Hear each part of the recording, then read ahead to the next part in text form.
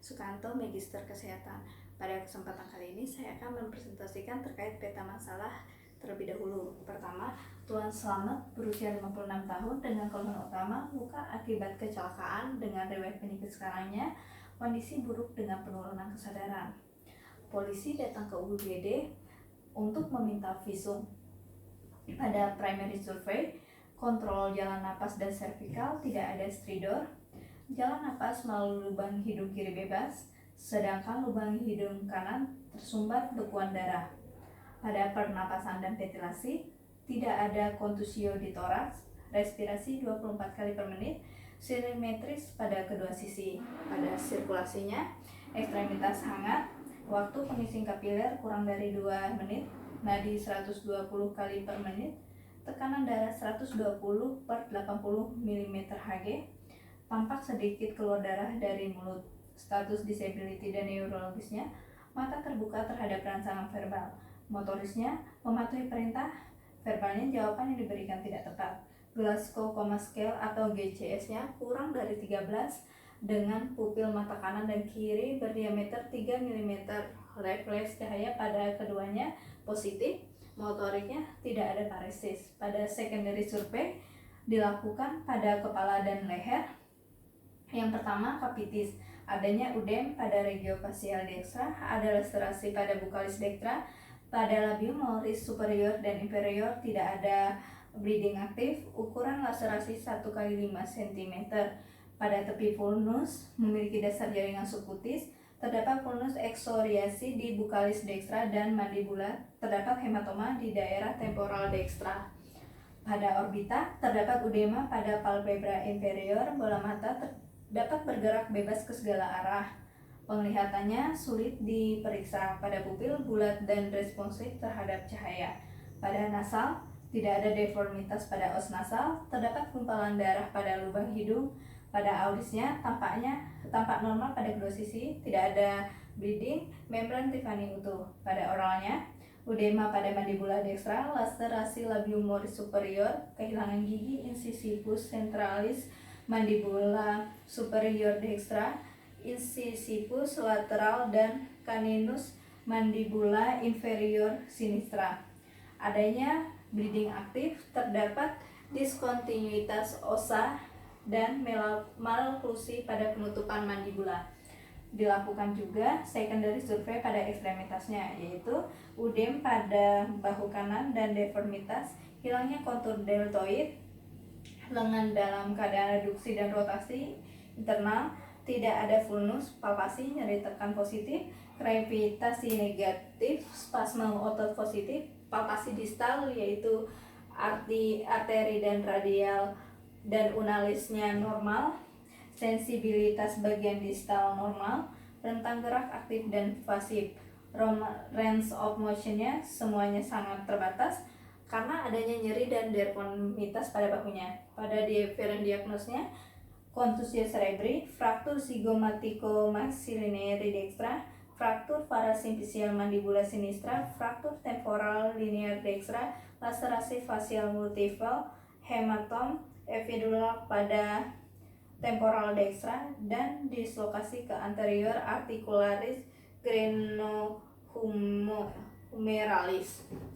Dilakukan juga pemeriksaan laboratorium dengan darah lengkap, yaitu hemoglobin 12 gram per dl dengan golongan darah O, leukosit 18.000 mm kubik, trombosit 280.000 mm kubik, bleeding time 1 menit, clotting time-nya 6 menit, Potoschool water cervical didapatkan fraktur zygomatico-maxillinary dextra, fraktur mandibula parasimfisial sinistra, dan fraktur temporal linear dextra.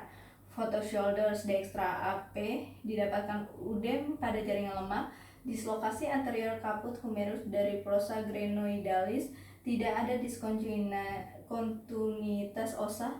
Pada CT scan-nya epidural hematoma pada daerah tempoparietal dextra. Diagnosisnya fraktur zygomatico-maxillinary dextra, fraktur mandibula parasimfisial sinistra, dan fraktur temporal linear dextra. Pada dislokasi anterior caput humerus dari fossa glenoidalis, epidural hematoma pada daerah tempoparietal dextra. Tata laksananya dilakukan dengan farmakologis, yaitu dengan pemberian analgesik, anti-inflammatory, dan antibiotik drugs. Pada non farmakologi diberikan Evaluate untuk resusitasi cairan, menjalani depridemen, penutupan fulnus, sekaligus reposisi dari sendi bahunya, rehabilitasi dengan fisioterapi.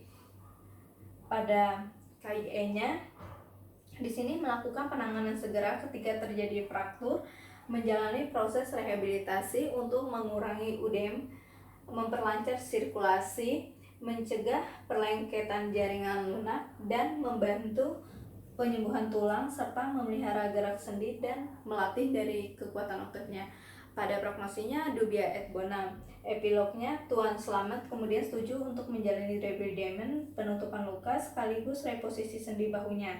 7 hari setelah operasi, dia keluar dari rumah sakit dalam kondisi baik. Dokter memberikan hasil laporan pemeriksaan ke bagian kepolisian.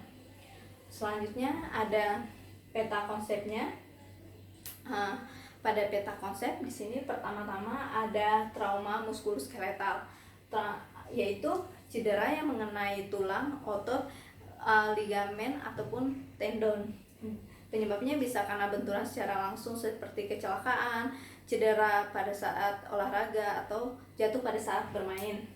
Pada case ini, pasien mengalami trauma pada regio capitis, regio coli, dan ekstremitas superior. Pertama, saya akan membahas terkait anatominya. Anatomi sendiri merupakan ilmu yang mempelajari tentang morfologi dan juga struktur bagian tubuh normal. Tujuannya agar mudah untuk mengenali penyakit pada pasien dan mengetahui lokasi dari penyakit yang mengalami kelainan. Regio capitis adalah bagian kepala yang tersusun atas berbagai sistem, yaitu sistem muskuloskeletal, sistem saraf pusat, sistem visual, sistem auditorial, sistem vestibular, dan trakus respiratorius superior dan trakus digestivus superior. Sistem muskuloskeletal ini terdiri atas kranium dan juga otot-otot wajah. Pada kranium dibagi menjadi neokranium, yaitu bagian kranium yang melindungi otak, dan viscerokranium, yaitu bagian kranium yang membentuk wajah. Regio coli adalah bagian leher. Leher menghubungkan antara kepala dengan batang tubuh. Dalam leher ini terdapat sistem muskuloskeletal, yaitu vertebra dan juga otot-otot leher. Sistem endokrin terdiri atas tiroid dan paratiroid, esofagus, trakea, plika vokalis, sistem saraf pusat atau medula spinalis, dan sistem vaskuler. Pada ekstremitas superior ini merupakan anggota dari gerakan atas, meliputi tulang seperti scapula, clavicula, humerus, radius, ulna, ossa carpalia, ossa metacarpalia, dan phalanges, serta otot-otot ekstremitas superior. Pada pasien ini mengalami trauma capitis. Pemeriksaannya yaitu dengan pemeriksaan fisik, meliputi inspeksi dan palpasi. Pada inspeksi yaitu dengan melihat adanya deformitas, perubahan warna, dan juga lukanya. Pada palpasi di sini untuk mengidentifikasi nyeri, udem, deformitas, dan juga krevitasi dan keterbatasan dari gerak serta vaskularisasi.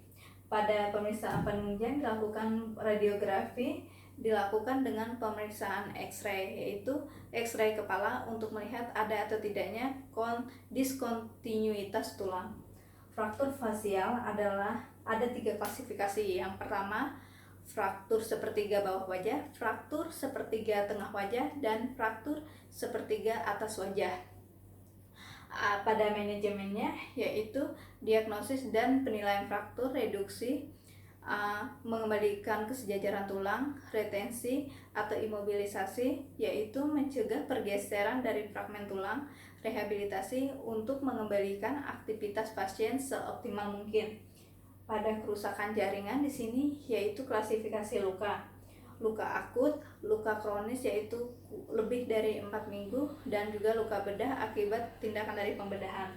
tahap dari penyembuhan fraktur normal di sini yaitu pembentukan hematoma, fase inflamasi, proliferasi sel, pembentukan kalus, dan konsolidasi dan remodeling tulang. Penyembuhan fraktur abnormal di sini ada 4, yaitu delay union untuk penyembuhannya lambat, non union yaitu tidak terjadi penyembuhan fraktur. Yang ketiga malunion yaitu terjadi penyembuhan fraktur namun masih ada deformitas. Ada refraktur yaitu terjadi fraktur baru di tempat yang sama. Pada penyembuhan fraktur di sini dapat terjadi penyulit seperti infeksi, penyakit metabolik, gangguan vaskuler, dan juga komplikasi pada gangguan luka. Di sini ada hematoma, infeksi, pembentukan skar, dan pembentukan keloid. Prinsip dari tata laksana trauma capitis yang pertama ada primary survey, yaitu mengaplikasikan prinsip A, B, C, D, dan juga E. Yang pertama airway, memastikan kelancaran dari jalan nafas yaitu chin lift dan jaw thrust. Lalu ada breathing, yaitu melihat ventilasi dengan look, listen, feel. Circulation, menjamin sirkulasi jaringan, ada perdarahan, ada shock atau tidak. Lalu disability limitation-nya yaitu penilaian singkat terhadap kondisi neurologis. Lalu exposure dan environment yaitu mengevaluasi pengaruh lingkungan terhadap pasien. Pada secondary survey mencari cedera lain yang dapat berkembang menjadi gawat dengan memeriksa tanda vital, menanyakan ampel yaitu symptom, allergy, medication, less medical history, less eat, dan event. Lalu pasien juga mengalami trauma pada ekstremitas superior. Pemeriksaan yang dilakukan pertama adalah pemeriksaan fisik, yaitu adanya nyeri, deformitas, dan juga gangguan fungsi dari gerak. Pada pemeriksaan penunjang di sini dilakukan dengan radiografi. Pada skenario ini pasien mengalami dislokasi pada sendi bahu. Dislokasi adalah kehilangan hubungan yang normal antara kedua permukaan sendi atau tulang lepas dari sendinya. Tanda dan gejala dari dislokasi yaitu deformitas, nyeri, gangguan fungsi gerak, dan juga udem. Pada tata laksana dislokasi yang pertama reposisi, yaitu mengembalikan tulang ke sendinya, lalu imobilisasi dan rehabilitasi untuk mengembalikan fungsi dari sendi ini. Komplikasi yang dapat terjadi dari dislokasi bahu yaitu cedera flexus brachialis, cedera nervus axillaris, dan cedera otot-otot rotator cuff. Perbedaan fraktur dan juga dislokasi. Dislokasi adalah hilangnya hubungan yang normal antara kedua permukaan sendi, sementara fraktur adalah hilangnya kontinuitas dari tulang. Tata laksana dari fraktur yaitu dengan reduksi, rehabilitasi, dan imobilisasi. Etiologi dari fraktur humerus dari dislokasi bahu yaitu fraktur dapat disebabkan oleh peristiwa trauma maupun oleh peristiwa patologis. Dislokasi biasanya sering dikaitkan dengan trauma. Investigasi dari mediko-legal yaitu peran dokter dari investigasi, yaitu membantu aparat penegak hukum baik pada tahap penyidikan sampai tahap persidangan terhadap suatu kasus mediko-legal.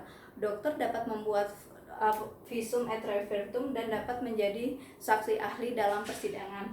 Visum et repertum ada 3 jenis, yaitu visum et repertum hidup. Visum et repertum hidup ini dibagi lagi menjadi 3, yaitu visum et repertum definitif, visum et repertum sementara, dan visum et repertum lanjutan. Selanjutnya ada visum et repertum jenazah, yaitu visum et repertum yang dibuat terhadap korban yang meninggal. Dan yang terakhir ada expertise, yaitu visum et repertum khusus untuk melaporkan keadaan benda atau bagian tubuh seperti darah, mani, jaringan tubuh, tulang, dan juga rambut. Untuk dapat membuat visum et repertum ini, korban didampingi oleh kepolisian ke rumah sakit untuk dapat dilakukan pemeriksaan. Dokter yang dapat melakukan pemeriksaan yaitu dokter forensik, dokter umum, dan juga dokter spesialis. Baik, sekian dan terima kasih.